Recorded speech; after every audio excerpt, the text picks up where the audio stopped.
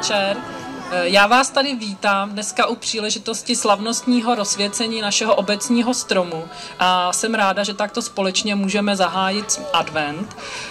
Máme tady nastoupené děti z mateřské školky Duha Třebusice, které si pro vás připravili krátké pásmo.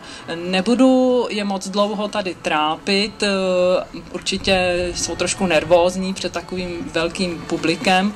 Já bych vám chtěla jenom všem popřát do nového roku hodně zdraví, hodně štěstí, abyste v sobě našli životní klid a aby jsme se tady příští rok sešli ve stejném počtu a zdraví.